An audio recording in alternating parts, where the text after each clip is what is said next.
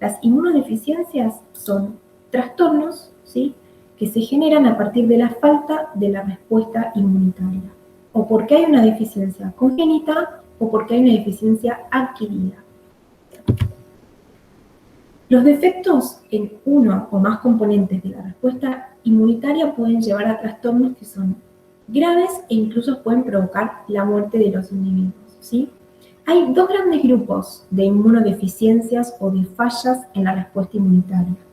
Por un lado, tenemos las fallas o las deficiencias que son heredadas, ¿sí? Alguna mutación, algún problema durante el desarrollo hace que haya individuos que nacen con determinadas fallas en la respuesta inmunitaria. A este grupo de inmunodeficiencias las llamamos inmunodeficiencias primarias, ¿sí? Las inmunodeficiencias primarias son inmunodeficiencias en donde el individuo nace, ¿sí?, hereda, ¿sí?, o sea, nace con una deficiencia, con una falla en la respuesta inmunitaria. Puede haber sido por un problema durante el desarrollo embrionario, ¿sí?, una mutación que se genere en el momento del desarrollo, o algún tipo de lesión o sustitución, bueno, cambios en la información genética, o bien que sea heredada, ¿sí? Un problema, estos tipos de inmunodeficiencias en general se conocen como ligadas al cromosoma que las transmite. Muchas de ellas, o la mayoría de ellas, son ligadas al cromosoma X y son heredadas, ¿sí? El individuo padece la inmunodeficiencia por expresión, ¿sí?, de estos problemas heredados. De cualquier manera, el individuo ya nace, o sea, aparecen estas inmunodeficiencias de forma congénita, ¿sí?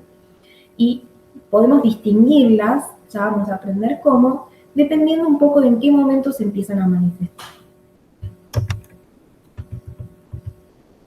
Y hay otro grupo de inmunodeficiencias que las conocemos como inmunodeficiencias secundarias o adquiridas, que las vamos a ver muy al final de la clase, en donde acá falla la respuesta inmunitaria porque por alguna razón, que no es una falla congénita, que no es una mutación o algún cambio, ¿sí?, o algún problema, tanto en la respuesta innata como en la respuesta adaptativa, aquí lo que sucede es que debido a otros factores, ¿sí?, o sea, algunas células de la respuesta inmunitaria no pueden actuar como corresponde, no pueden cumplir con su función principal o característica.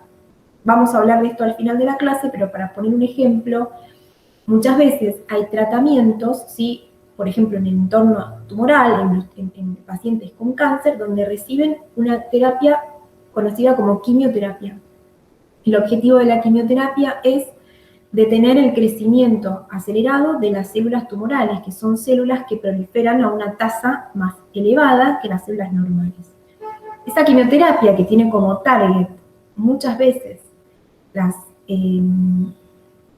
la estructura del ADN o las proteínas que intervienen en la replicación de la célula, ¿sí?, no son específicas o dirigidas a la célula tumoral, sino que pueden ser incorporadas por cualquier otra célula, ¿sí?, y cualquier otra célula que esté en división puede sufrir, ¿sí?, algún cambio en su tasa de proliferación, ¿sí?, a partir de la exposición a estos quimioterápicos. Las células que más se dividen dentro de las células normales que tenemos son las células de la respuesta inmune, ¿sí?, porque tienen una vida media, dependiendo del tipo de célula, de algunos días hasta meses, pero son células que están continuamente renovándose, sobre todo cuando tienen que hacerse cargo de eliminar un microorganismo, ¿sí? Entonces, las células de la respuesta inmunitaria son target también, ¿sí?, por tener una tasa de proliferación, obviamente que no tan elevada como una célula tumoral, pero sí una tasa de proliferación quizás mayor que cualquier otra célula parenquimatosa del individuo. Entonces son target de los quimioterápicos. En general, la célula que más se ve afectada, la célula de la respuesta inmunitaria que más se ve afectada por el uso de quimioterapia son los neutrófilos, ¿sí?, los fagocitos que están en la primera línea de defensa, ¿sí?, fundamentalmente los neutrófilos. Entonces, uno de los primeros signos que se encuentran en las personas tratadas con quimioterapia es la neutropenia. La neutropenia, o la disminución del porcentaje de neutrófilos en sangre, puede llevar a la aparición de infecciones, ¿sí? A la aparición de enfermedad por falta, ¿sí? O por disminución abrupta de la cantidad de neutrófilos, de fagocitos, ¿sí? Capaces de montar una respuesta inmunitaria de las primeras, ¿sí? Entonces, esa es una inmunodeficiencia, una falla en poder abordar la respuesta inmunitaria como la conocemos por un factor que es externo. Es una inmunodeficiencia adquirida, ¿sí? Ese es un ejemplo. Al final vamos a ver otro ejemplo que es muy conocido, ¿sí? Pero entonces, hoy vamos a hablar de estos dos grandes grupos de inmunodeficiencia, las heredadas o congénitas y las adquiridas. Las características que comparten de todas formas son generales, ¿sí? Y la más importante es la propensión a sufrir infecciones, ¿sí? ¿Por qué? Porque no tengo cómo hacer frente a la colonización de un microorganismo. Alguna de las ramas de la respuesta inmunitaria, algunos de los componentes que ustedes saben que se van desencadenando sucesivamente, pero también están entrelazados, ¿sí? Falla. Entonces eso complica que se pueda montar una respuesta eficiente. Y eso hace aparecer infecciones recurrentes, ¿sí? Obviamente, como ya dijimos, puede involucrar componentes de la inmunidad innata o componentes de la inmunidad adaptativa, ¿sí? Y después hay una característica que también se ha visto, que individuos con inmunodeficiencias pueden ser proclives a desarrollar algún tipo de enfermedad autoinmune o a desarrollar algún tipo de cáncer, ¿sí? Vamos con las inmunodeficiencias primarias. Las inmunodeficiencias primarias o congénitas, dijimos heredadas, ¿sí? Pueden afectar tanto a la inmunidad innata como a la inmunidad adquirida, ¿sí? En la inmunidad innata podemos encontrar que podemos tener fallas en la respuesta inmunitaria debido a mutaciones o falta, ¿sí? De algún componente de la vía del complemento. Vayan acordándose o pensando qué cosas hacía el complemento, en qué funciones tenía el complemento, a nivel de qué tipo de momento actuaba, respondiendo frente a qué cosas y sobre todo cómo se activaba el complemento, ¿sí? También dentro de la inmunidad innata podemos encontrar inmunodeficiencias que estén afectando a los fagocitos o a las células presentadoras de antígeno, ¿sí? Y dentro de la inmunidad adaptativa podemos encontrar, obviamente, alteraciones en el desarrollo y función de los linfocitos B, en la maduración y función de los linfocitos T, y también defectos combinados, ¿sí? Estos defectos que pueden ser a nivel de tanto el desarrollo del linfocito B como el T, se conocen por el nombre de inmunodeficiencias combinadas, y son muy severas, son muy graves las manifestaciones, por lo tanto se conocen por el nombre de inmunodeficiencias combinadas graves, ¿sí? Entonces, dos grandes grupos, las que afectan a la inmunidad innata y las que afectan a la inmunidad adquirida. La inmunidad innata, sobre todo, vía de complemento y activación y actividad y función de los fagocitos o las células presentadoras de antígeno. Ahora vamos a ver un poco cómo son. Y luego las alteraciones en las vías de respuesta adaptativa, tanto por problemas en la función o en el desarrollo de los linfocitos B, o en el desarrollo de los linfocitos T, o ambas, ¿sí? ¿Por qué es importante el diagnóstico precoz de las inmunodeficiencias primarias? ¿Sí? Porque tenemos que evitar cualquier secuela o incluso la muerte de los niños. Piensen que estas inmunodeficiencias empiezan a manifestarse muy tempranamente, ¿sí? Porque son congénitas, son heredadas, y si ustedes recuerdan, ¿sí? El niño nacía con inmunoglobulina materna, que era fundamentalmente inmunoglobulina G, que era la inmunoglobulina que puede atravesar la placenta y que protege al feto durante todo el embarazo e incluso luego de haber nacido, ¿sí? Y por lactancia, ¿sí? A través del calostro y de la leche materna, el bebé recibe inmunoglobulina A y todavía conserva un determinado título de inmunoglobulina G, hasta que ese título de inmunoglobulina G o esa concentración de inmunoglobulinas maternas comienza a bajar. Durante ese periodo de protección, a veces es difícil detectar, las inmunodeficiencias, por eso se piensa, en por lo menos un año, ¿sí? En una observación de un año, entre 6 meses y un año, ¿sí?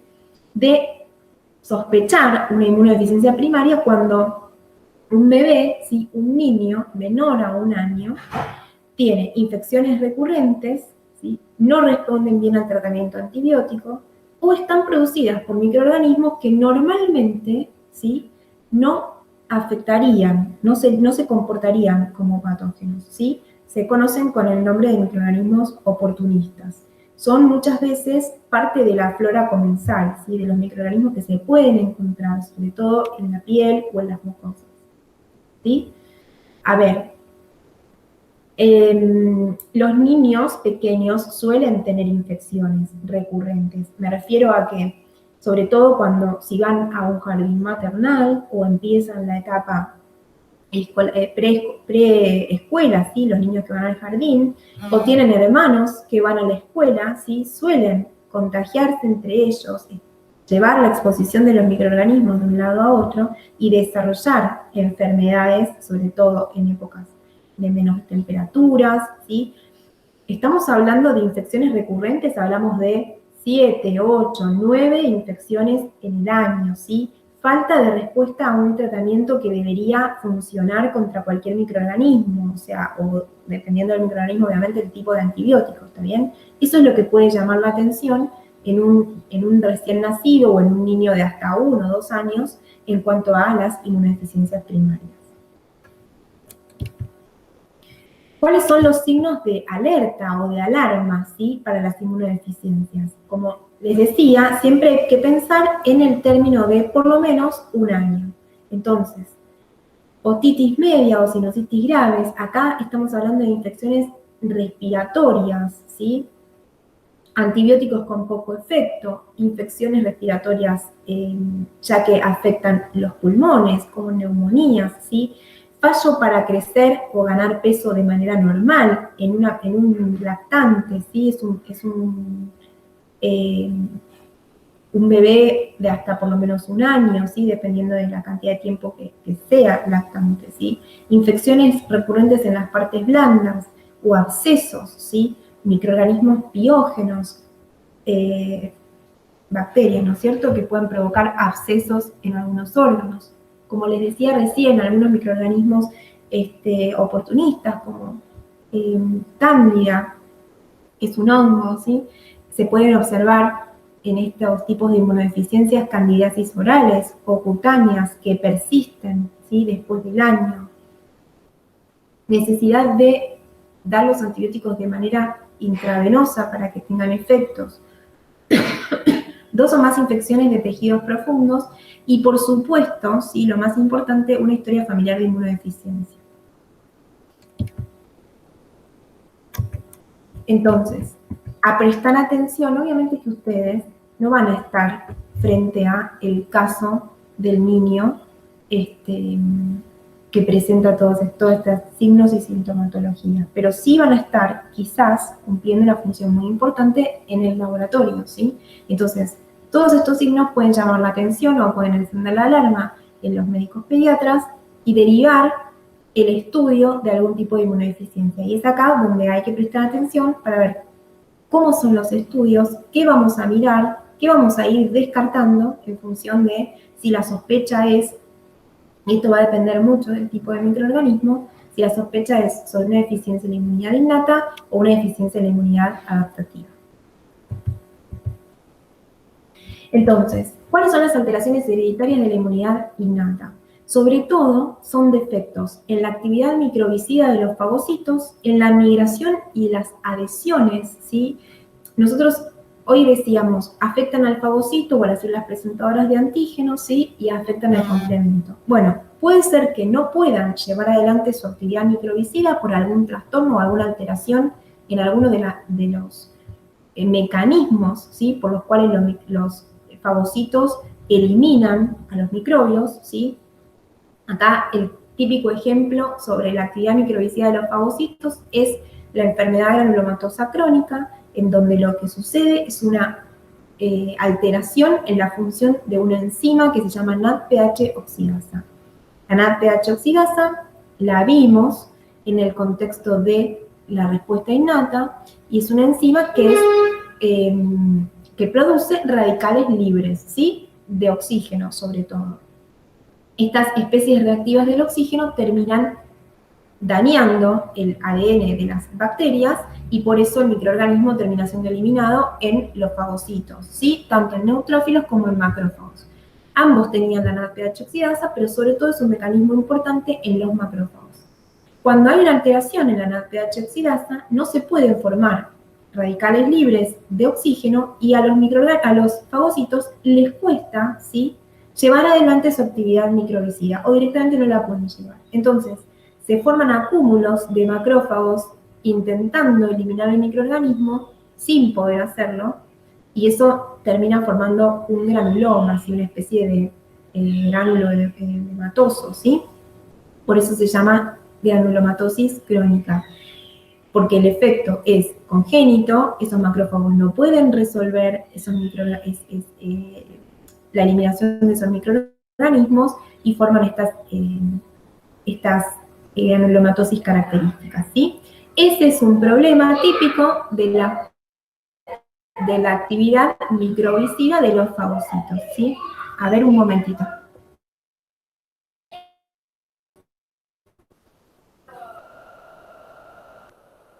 Discúlpenme, por favor, que un poco de ruido. Bueno, creo que ya se fue. Ser la falta o la mutación de algunas moléculas involucradas en la adhesión y la migración, ¿sí? Entonces, como quizás los fagocitos pueden cumplir bien con su función, ¿sí? No tienen ningún problema a nivel capacidad de eliminar un microorganismo por los mecanismos que conocemos, sobre todo ya sabemos que son los mecanismos por los cuales los fagocitos eliminan microorganismos, tenían que ver con la generación de especies reactivas del oxígeno y del nitrógeno y también con componentes de los microorganismos infecciosos, pared extracelular, enzimas que tienen capacidades. Quizás los fagocitos pueden actuar de manera normal, ¿sí?, de manera fisiológica. Sin embargo, si hay alguna mutación en alguna de las moléculas que permitía la adhesión al endotelio y la llegada o el tránsito, ¿sí?, el tráfico leucocitario o de alguna de las células de la respuesta innata, no llega al sitio de infección y tampoco puede montar una respuesta. Por lo tanto, si hay algún trastorno en la migración o en la adhesión de los leucocitos, también podemos tener una inmunodeficiencia, ¿sí?, que no es suficiente, o sea, una falla que no logra montar una respuesta adecuada y se desarrolla la infección, ¿sí? También puede suceder que las señales, sobre todo las señales transmitidas a través de los TLR, ¿se acuerdan que los TLR eran receptores de reconocimiento de patrones? Los TLR desencadenan la activación, una vez que están en contacto con estas estructuras que reconocen los microorganismos patógenos, cuando reconocen PAMPs, ¿sí?, desencadenan una cascada de señalización mediada por algunas proteínas y factores de transcripción, como por ejemplo MID88. Este MID88 puede, por ejemplo, estar mutado, ¿sí? Entonces, si hay alguna modificación en la cascada de señalización, por más que el TLR contacte con su PAMP, ¿sí?, y trate de transmitir una señal para que, por ejemplo, una célula dendrítica pueda fagocitar un antígeno o un macrófago se active, ¿sí? Si no ocurre todo lo que necesito para que esto se lleve adelante, si no hay factores de transcripción que vayan al núcleo, no hay síntesis de citoquinas que recluten más células en el microambiente, si no puedo llevar adelante mi función, ¿sí?, porque no hay fallas en la señalización de los receptores, también puedo tener una falla en la respuesta inmunitaria, ¿sí? Y también puedo tener una falla en la activación del complemento, ¿sí? ¿Por qué? Porque tengo alguna mutación o alguna falta, ¿sí?, alguna delesión o sea, alguna mutación que conlleve a la falta o a la disminución de la expresión de algún componente del complemento, como puede ser C3 o C4, ¿sí?, C2, C9, hay varias mutaciones descritas para las moléculas, para los factores que forman parte del complemento, y entonces Recuerden, el complemento llevaba adelante varias funciones. Por un lado, marcaba microorganismos, por reconocer por la vía de las lectinas, o por la vía alterna, o por la vía clásica, complejos antígeno-anticuerpos, ¿sí? Marcaba microorganismos, opsonizaba. Por otro lado, al fraccionarse, algunos de los componentes del complemento se comportaban como quemoquinas, ¿sí? Como agentes proinflamatorios, reclutando células en los sitios de inflamación. Por ejemplo, C5A. Que si no tengo algún componente, ¿sí? Por ejemplo, no tengo C3, entonces no se va a formar C3 convertasa, no se va a formar C3A y C3B, no se va a formar C5A, ¿sí? Porque se acuerdan que era una cascada que iba convirtiendo, clivando, ¿sí? Determinados componentes, pero los mismos componentes formaban luego las propias enzimas con actividad proteasa, ¿sí?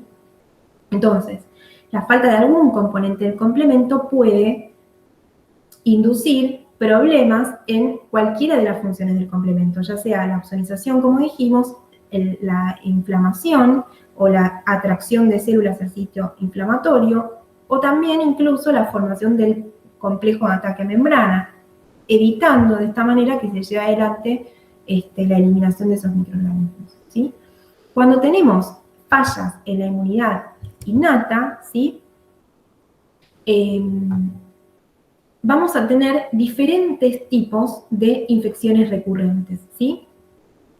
Como las células de la respuesta innata, sobre todo los fagocitos, estamos hablando acá de fagocitos y complementos, ¿sí? No dijimos nada de células NK. Fagocitos y complemento, en general, eran responsables de eliminar microorganismos de vida extracelular. Los fagocitos porque los fagocitan justamente, ¿sí? Bacterias extracelulares o parásitos u hongos, ¿sí? O sea, microorganismos de vida extracelular podían ser fagocitados para ser eliminados. Si tengo alguna falla en los fagocitos, entonces no voy a poder eliminar este tipo de bacterias.